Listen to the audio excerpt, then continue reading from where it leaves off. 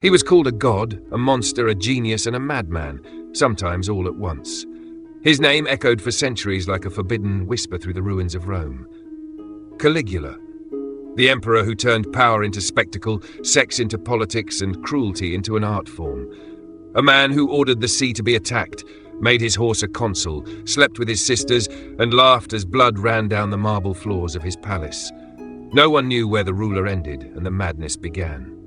He was loved as a savior and hated as a tyrant. Some say he was the very reflection of Rome, brilliant on the outside, rotten within. Others believe Caligula was merely the final victim of an empire that already lost its soul. In this story, you will discover not only the man behind the crown, but the abyss where glory and madness meet. What transformed him from a charismatic, beloved youth into a bloodthirsty god? Was it illness, power, or something far darker?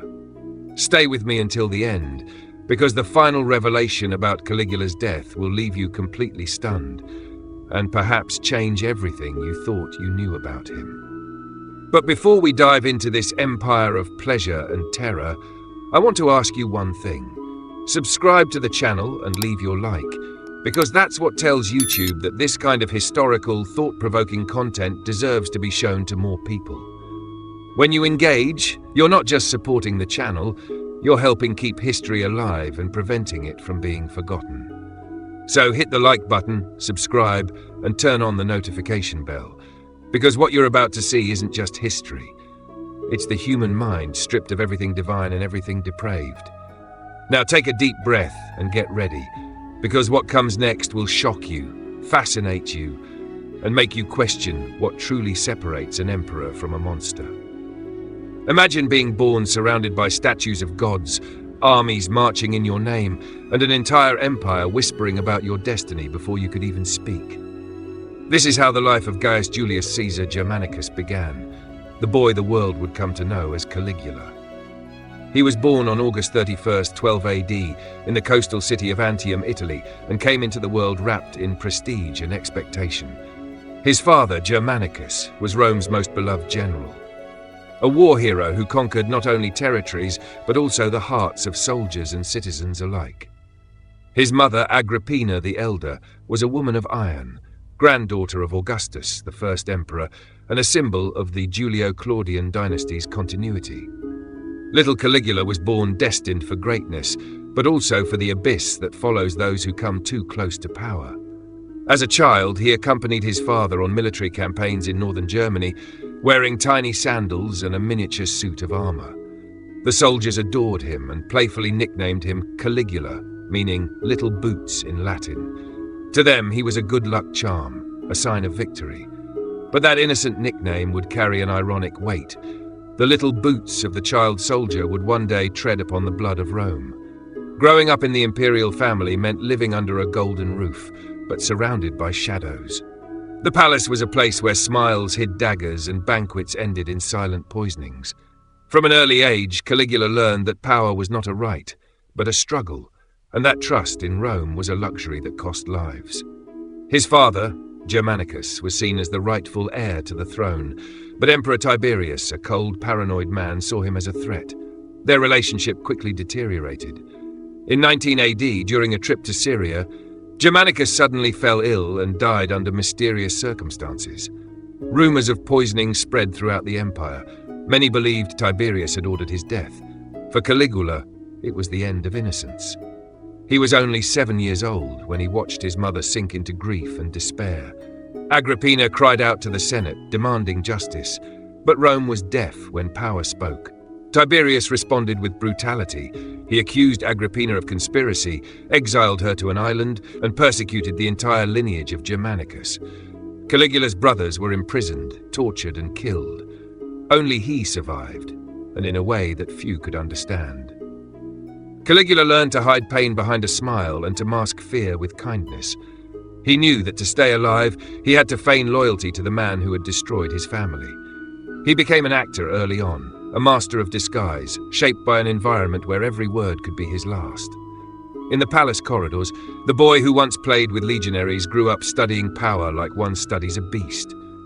He realized that empires were not built on laws, but on fear and desire. He watched senators flatter Tiberius and generals kneel for gold coins, and he memorized it all. Little by little, that gentle child began to transform into a cold, calculating youth, incapable of trusting anyone. The trauma of seeing his family destroyed gave birth to a dark idea. If power had killed everyone he loved, then power would become his only shield. For Caligula, love and compassion became weaknesses, emotions that only the defeated could afford. As a teenager, he was brought before Tiberius, who, suspicious as ever, kept him under close watch. The old emperor saw in him both a threat and a mirror. Caligula was the legitimate heir, charismatic, handsome and popular, everything Tiberius was no longer. But he was also a survivor marked by hatred and silence. In that forced coexistence, a deadly psychological game began between master and disciple, each watching the other for an opening. The young Caligula learned that the secret to ruling was not to be just, but to be feared. He learned that in Rome, truth was merely a version told by the powerful. And deep within his soul, something dangerous began to take root. The certainty that when power finally became his, he would repay the world for all the pain it had caused him. Caligula's childhood was the laboratory for his future empire of madness, a childhood where innocence was poisoned, hope betrayed, and compassion replaced by silent vengeance. When he looked toward the horizon of Rome, he saw not the city of gods, but an arena where the cruelest men disguised themselves as senators. And it was in this world that the boy with the little boots grew determined never to be a victim again. With every loss, his soul hardened. With every betrayal, his mind learned to scheme. And when fate finally placed him face to face with Tiberius, the old tyrant who had destroyed everything he loved, Caligula understood. The game was about to turn. The apprentice of fear was ready to become its master. After a childhood marked by blood and loss, the young Caligula was thrown into a new kind of hell. At 18, he was summoned to live under the gaze of the man he hated most, Emperor Tiberius, and taken to the island of Capri. At first glance, that isolated piece of paradise seemed like a luxurious retreat, with turquoise seas, exotic gardens, and marble villas. But in the shadows of its columns hid something far darker, a sanctuary of depravity, where power, fear, and pleasure blended into a single ritual. Tiberius was already old, weary, and paranoid. After years of ruling with an iron fist, he had withdrawn from Rome to live surrounded by youths, slaves, and flatterers who fed him with lust and blood. Capri was his private kingdom of excess. There, no one dared say no. No one escaped his whims. And it was in this corrupt environment that Caligula went from victim to observer, and from observer to apprentice. The young man who once swore never to be weak again found in Tiberius the perfect model of the monster that power creates when it knows no limits. He watched the nightly banquets, where wine flowed like blood and bodies danced without shame. He saw senators humiliated on their knees, soldiers executed for glances misinterpreted, and priests forced to worship gods they no longer believed in. The marble walls hid screams. The crystal waters of the pools reflected only the face of a decaying empire. Caligula, silent, absorbed everything. He did not react, did not cry, did not judge. He only observed. This calmness unsettled Tiberius, who began calling him "my little serpent," a nickname that sounded as much like affection as it did a warning. The old tyrant saw in the boy something he recognized in himself: coldness. Among the slaves, rumors spread that Caligula smiled during executions. Perhaps it was true, but not out of pleasure, rather out of calculation. He understood that fear was a universal language, that screams held power, and that surviving in that hell required learning to appear immune to pain. Thus, every act of cruelty became a lesson. He learned to master his expression, to hide disgust, to suppress hatred. He learned that empathy was dangerous, and that a smile could be the sharpest weapon of all. Caligula watched the games of humiliation, where Tiberius forced nobles to crawl like dogs and thought, "One day I'll be the one giving the orders." His mind turned pain into strategy. He understood that power did not come from the sword, but from the control of others' souls. That fear needed no steel, only the right look at the right time. Capri, which for many had been the end, became Caligula's school, a hellish school, but an effective one. During the years he lived under Tiberius's watch, he became a master of deception. He learned to flatter, to lie, to praise his tormentors. When the emperor approached, Caligula bowed sweetly and said, "My lord." But inside, he promised, "One day it will be my turn." What he didn't know was that Tiberius also watched him with suspicion. Some say the old man tried to kill him more than once. Others claim he saw in him the future, a younger, more beautiful, and even crueler version of himself.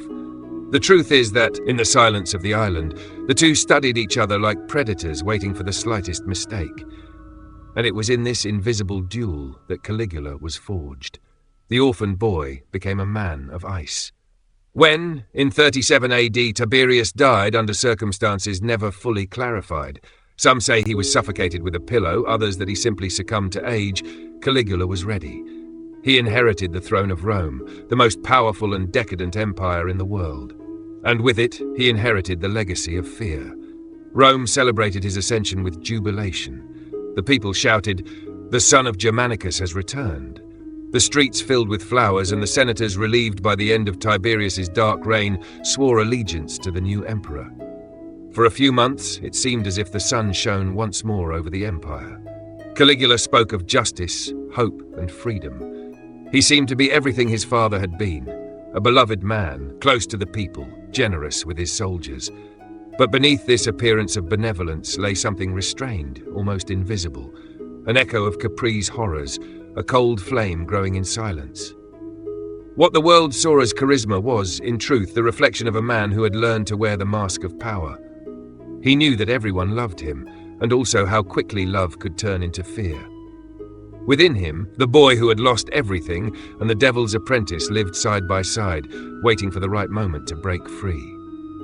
The throne he now occupied was not a symbol of redemption, but of revenge. The empire Tiberius left him was ready to be molded by a mind that believed itself chosen by the gods. Rome wanted a new Caesar, but what was being born was something no one could have imagined, a man who believed himself more than human. The young apprentice had finally become the master. The hell of Capri had shaped the new face of power, and as the bells of celebration echoed through Rome, the empire, unknowingly, opened its gates to a reign of madness, luxury, and blood. The next chapter of this story begins when the empire awakens from its dream and discovers that its new god has not come to heal Rome's wounds, but to reopen them. When Caligula ascended to the throne, Rome seemed to rise from the ashes. After years of fear and repression under Tiberius, the empire saw in the young heir a symbol of hope, the reflection of the legendary Germanicus, the beloved general who had died a martyr of the Republic. The entire city celebrated his rise as if the gods themselves had descended to earth. Crowds filled the forum, coins were minted with his face, and entire temples sang hymns to the new Caesar. Caligula was young, handsome, and charismatic, a smiling prince who promised to restore to the people their lost joy and dignity. In the first months, he kept his promise. He freed political prisoners, reduced taxes, distributed money, increased soldiers' pay, and organized magnificent spectacles that delighted the people. The arenas and the Colosseum became stages for continuous celebrations. For the first time in decades, the empire breathed without fear. Caligula appeared to be a just, generous, almost divine ruler. The people idolized him, and even the senators, though wary, believed he would restore the glory of Augustus's age. He was the son of Germanicus, the savior Rome had long awaited. But the euphoria was short-lived. At some point, something within him changed, an invisible cut between man and myth. After only a few months in power, Caligula was struck by a sudden and mysterious illness. He fell into delirium, feverish, hovering between life and death. The palace plunged into panic. Prayers were said, vows were made, and for days, no one knew whether the young emperor would survive. When he finally opened his eyes, Rome rejoiced. But the man who awoke from that sickness was not the same one who had been crowned. It was as if something inside him had broken, or perhaps been set free.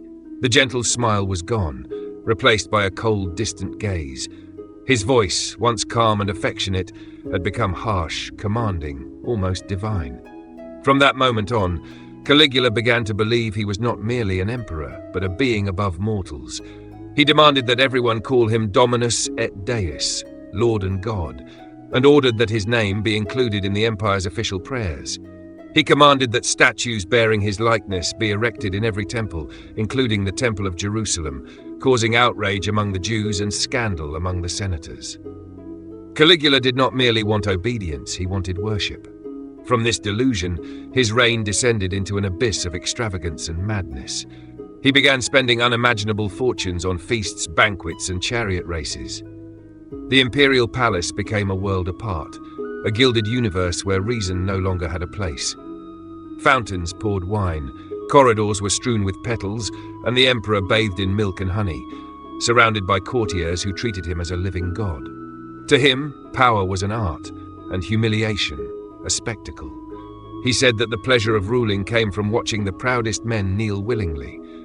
He ordered senators to compete among themselves just for the privilege of kissing his robe. In an empire once built on virtue, discipline, and honor, Caligula turned everything into farce. He created secret halls of pleasure where Rome's elite indulged in orgies and perverse games.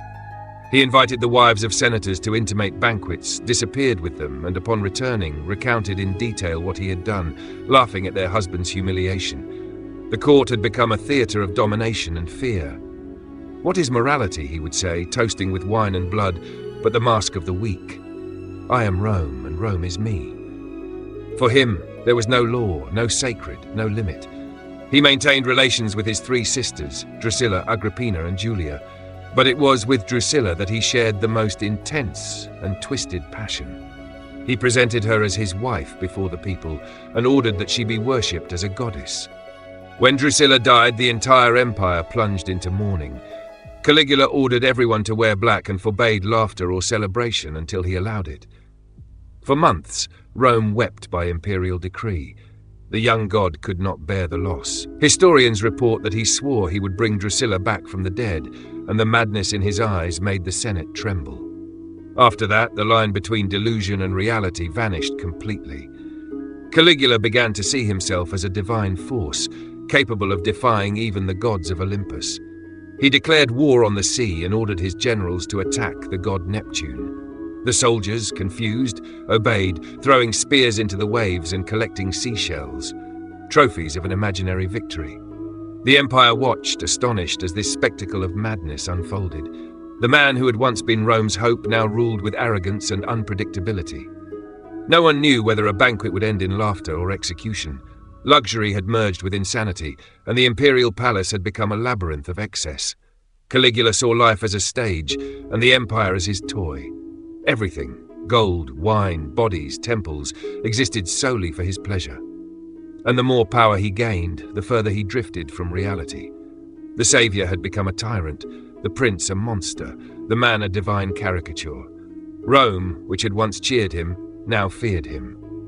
The same hands that had showered his path with flowers now hid in silence.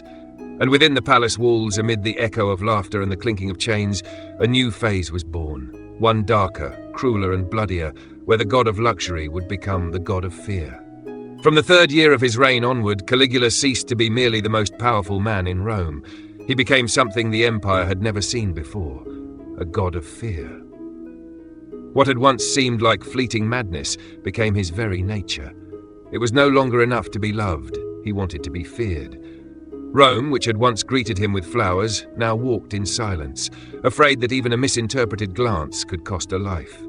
Caligula ruled as if power were a weapon and the world a toy. He executed senators for looking at him wrongly, ordered musicians who played out of tune during banquets to be tortured, and commanded the deaths of slaves simply to see how the blood flowed. No rules seemed to exist. Punishments were random, and terror had become routine. According to the chronicler Suetonius, he forced fathers to watch their own sons' executions and then invited them to dinner afterward, smiling as if nothing had happened. The emperor didn't want control over bodies alone, he wanted dominion over souls. He created fear not just with swords, but with silence, with glances, with calculated gestures. The palace corridors echoed with screams and laughter, and no one knew what was theater and what was reality. Caligula seemed to delight in panic. He said that true obedience was born only when fear was greater than hope. One of the most symbolic stories of his insanity was that of Incitatus, his favorite horse. The animal lived in a marble stable with ivory columns and human servants. It wore a gold collar and dined from silver plates. And one day, to humiliate the Senate, Caligula announced that Incitatus would be the new consul of Rome. To him, the act had meaning. If even a horse could govern, then the senators were worthless. The message was clear. The empire was no longer ruled by reason, but by the whims of a man who believed himself a god. This eccentricity grew until it became a cult. Caligula began proclaiming himself the reincarnation of Jupiter, lord of the skies, and Neptune, god of the seas.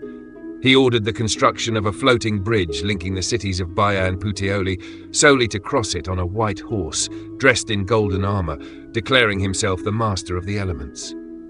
He wanted to prove he could walk upon the sea, defying the very gods the Romans worshipped. His empire was a stage, and he the leading actor, performing his own divinity.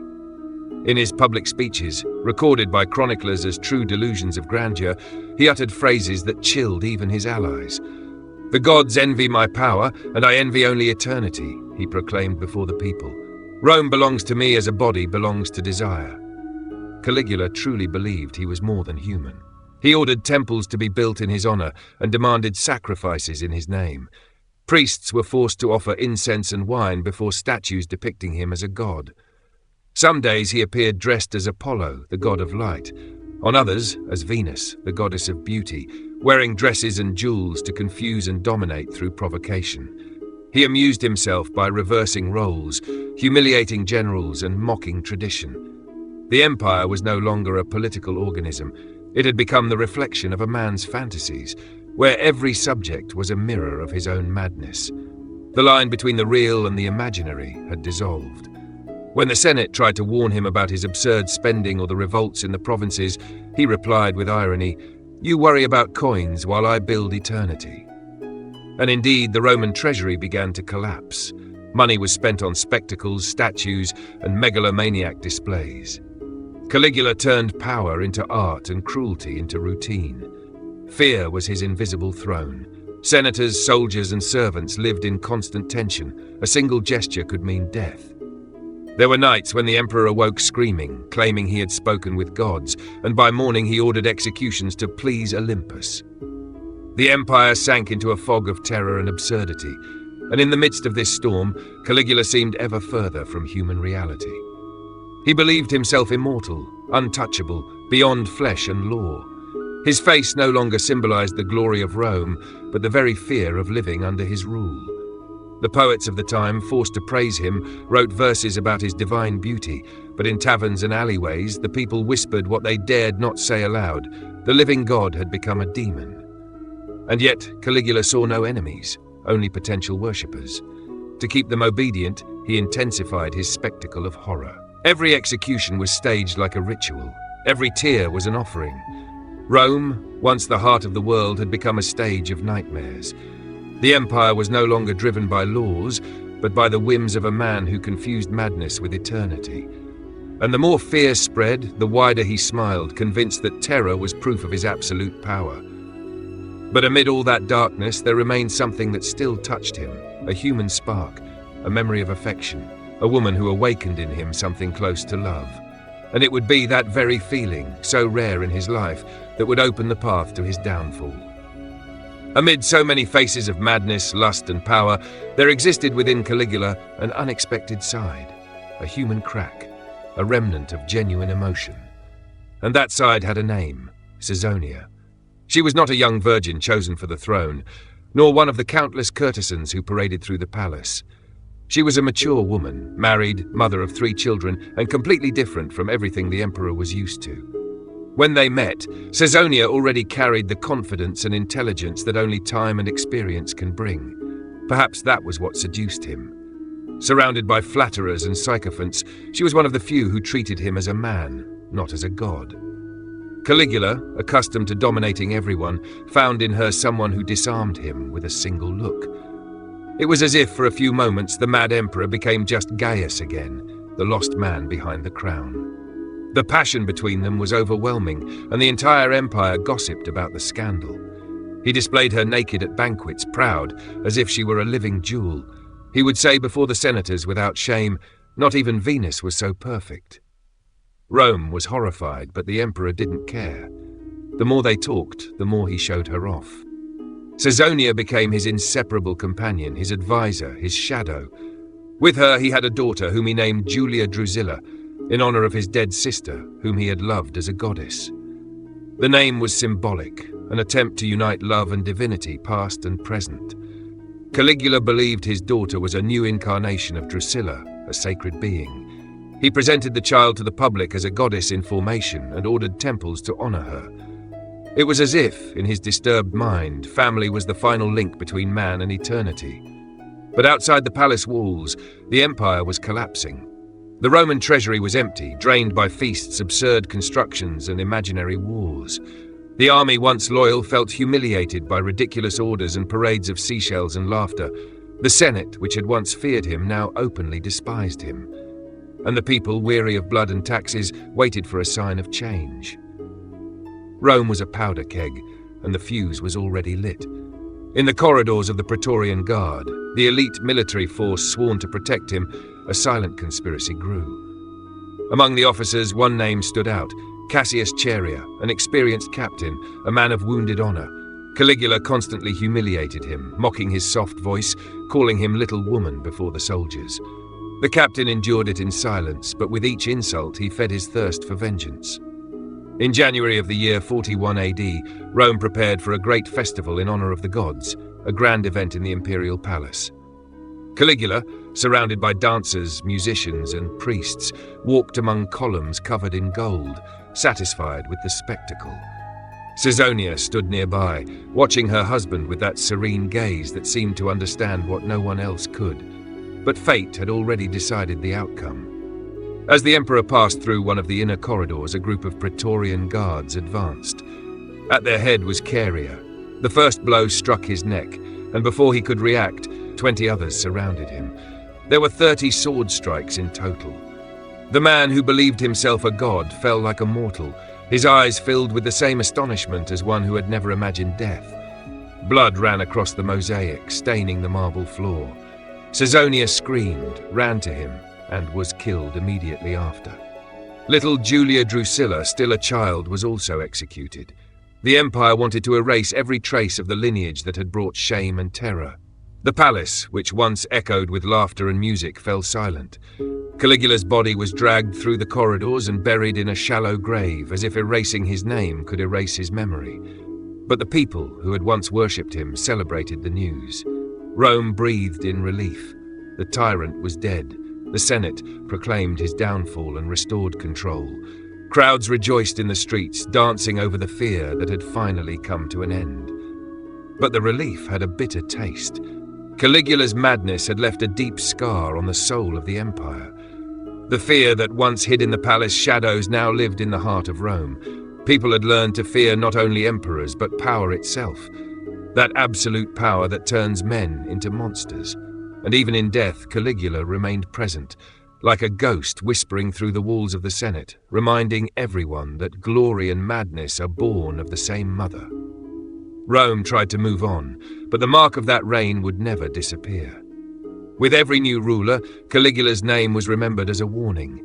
Power can create gods, but it can also destroy them. And the empire, still intoxicated by blood and gold, would soon discover that the shadow of that man had not died. It had merely fallen asleep, waiting to be remembered. Centuries have passed, empires have risen and fallen, yet the name of Caligula has never stopped echoing. Among the ruins of Rome, his ghost still walks, blending truth and legend, madness and brilliance. He remains one of the most controversial figures in human history, a name that provokes fascination and disgust in equal measure. To some, Caligula was nothing more than a sadistic madman, a tyrant without limits, a man drunk on power who completely lost his mind. To others, he was a victim, the product of a corrupt system, of a childhood marked by murder, betrayal, and constant fear. A man born in a diseased empire who became merely the reflection of its decay. Rome created him and Rome destroyed him. Between reality and myth, Caligula became the symbol of absolute power and of the insanity born from solitude.